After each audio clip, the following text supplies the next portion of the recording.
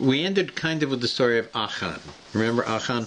Achan was the guy who took booty. He took beautiful clothing, gold and silver, he and his family, that they weren't supposed to do, and they were eventually found out through a lottery system. It was determined who they were, they admitted, and they were destroyed. They're stoned, actually. And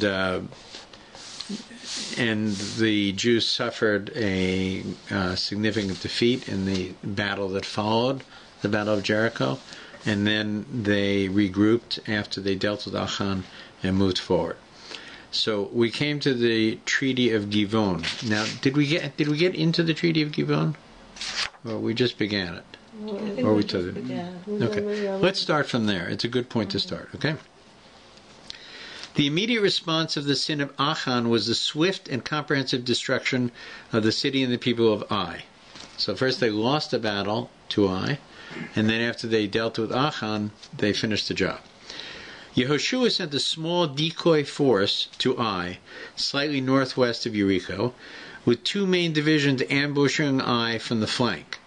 The people of Ai fought, but with utter futility. The army of Israel suffered no casualties, and 12,000 people, the entire population of Ai, was killed in battle.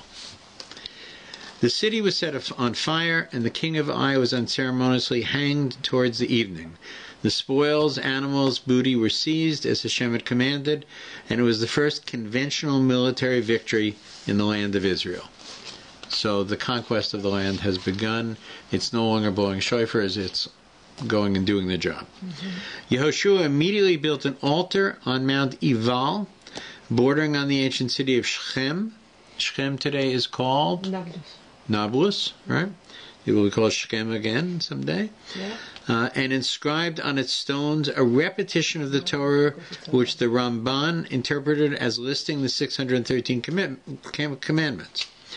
With two groups of 6 tribes standing respectively, one on Mount Ival, the stony mountain, and one on Mount Gerizim, the lush and green mountain, and Yehoshua poised in the valley between with the Levium. In fact, the entire schedule of Torah reading and Parsha readings revolves around these two readings of the Torah. They must come 2 weeks before Shavuos, which is a kind of New Year, and they must come 2 weeks before the Shabbos 2 weeks before Rosh Hashanah. The reason is that Shabbos is a linchpin between 2 weeks, right? So that, and the hint to it is that at Shacharis, we conclude the reading of the entire Parsha of the week that came to Shabbos, right? So we will read, we read a small part of Kitavo at Mincha last week, and we read Kitise, I think, Kitise, the whole portion of it, in the morning. At Mincha, we read a little hint of the Parsha going forward. So we have 2 different Parshas we read on Shabbos, because we're concluding one week and moving into another week.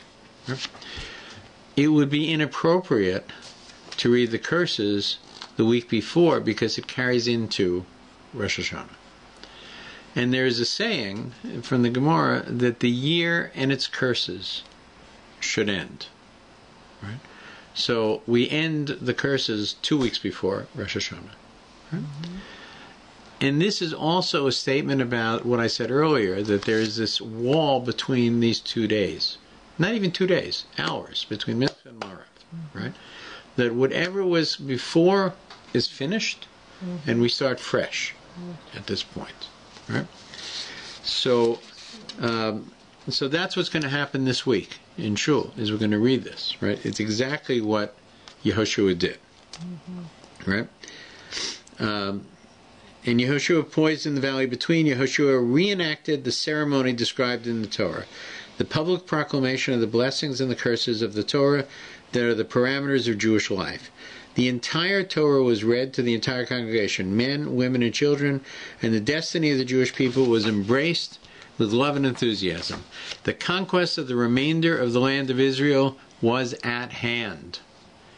As the people of Israel began the battle for the land of Israel, what military and diplomatic strategies did they follow? More precisely, was war the only option? What if a particular foe witnessed the supernatural events accompanying our entry into the land and asked for peace, sued for peace? What would have happened if a nation or tribe had surrendered? Did the vanquished have the right to remain in the land of Israel? Under what circumstances? Generally, what are the rights of non-Jews who desire to live in the Jewish state? The framework for this discussion was the faithful treaty of the Treaty of Givon, the Givonites, which Yehoshua was duped into signing. There are aspects of that treaty that haunt us until today. What happened? Some of these questions may ring very familiar to us, actually, with what we're going through now. The Jewish strategy of conquest. The Torah outlined the diplomatic and military campaigns to be employed by the Jewish army of conquest. When you draw near a city, this is from Devarim, when you draw near a city to wage war against it, you shall call out for peace.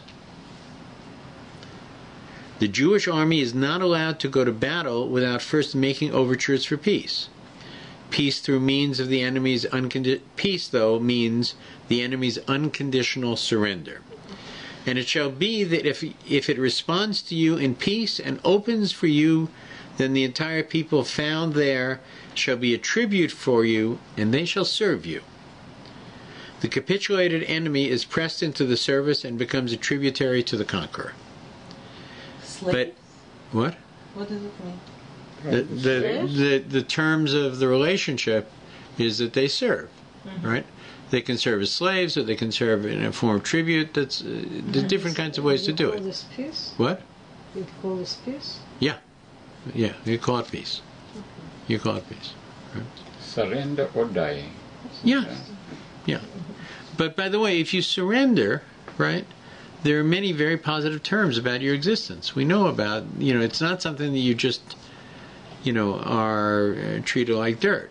There are many rules that Israel lives by, a set of rules that it didn't create, that God created for them. Yeah, right? They have the Geneva Convention about prisoners. They had a much better convention, actually. The Geneva Convention doesn't seem to work very well, as you know. It doesn't work, no. Not even in Geneva. But if it does not make peace with you, but makes war with you, you shall besiege it. Hashem shall deliver it into your hand, and you shall smite all its males with the sword. Only the women, children, animals, and everything shall be in the city, all its booty. May you plunder for yourselves. You shall consume the booty of your enemies, which Hashem gave you. So shall you do to all the cities that are distant from you, which are not of the cities of these nations. Now here comes something that's very uncomfortable.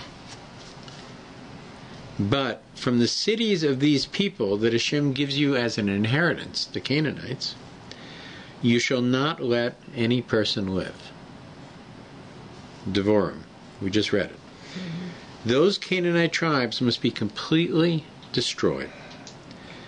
And so that they will not teach you to act according to their abominations that they perform for their gods, so that you will not then sin to Hashem your God. For sure, the command to annihilate an entire people is jarring to our modern sensibilities. We are mindful of history's wars of extermination, which have often targeted Jews. The ethical dimension raised, and it should be raised, is very unsettling. Rav Shimshon Raphael Hirsch argued that such a command seemed ruthless even to the generation of the wilderness, and incompatible with the ordinary moral strivings of the Jewish people. The repeated admonitions not to have any mercy on the population shows how much such a merciless procedure goes against the grain of the Jewish people. God is repeating it to them over and over and over. It's not just once that you have to do this. Because it's not comfortable for the people he's talking to do it. They're merciful people. Because it goes against the grain of the Jewish people and against what they are meant to be, which is and is to remain the predilection to protect all living creatures. They are of regard this merciless procedure against the Canaanite population as they are to regard against the Canaanite population as an exception expressly commanded by God to be done at His bidding because of special circumstances. As such, an offer of peace always had to be extended, for the alternative to a peaceful surrender is total war. Rashi seemingly disagrees, commenting that an offer of peace is extended only in an optional war, but in an obligatory war, such as that against the Canaanites or Amalek, the only initiative is the sword until the enemy is vanquished and annihilated.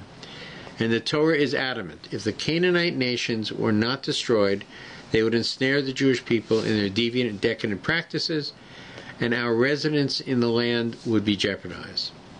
So it seems pretty clear-cut what's supposed to happen. On the other hand, it seems that Rambam disagrees. So just stay with me for a moment or two, because I don't want to end on this note. The land of Israel must be a holy place, a model society that is entirely free of idolatry and primitivism. Any commitment to non-Torah value system is anathema to the Jewish state and can't be tolerated, and the mere presence of idolatry renders our possession of the land very tenuous. The Canaanite tribes stood out in their corruption, and the special laws were enacted to deal with them. You shall not seal a covenant with them, nor show them any favor. That's a quote.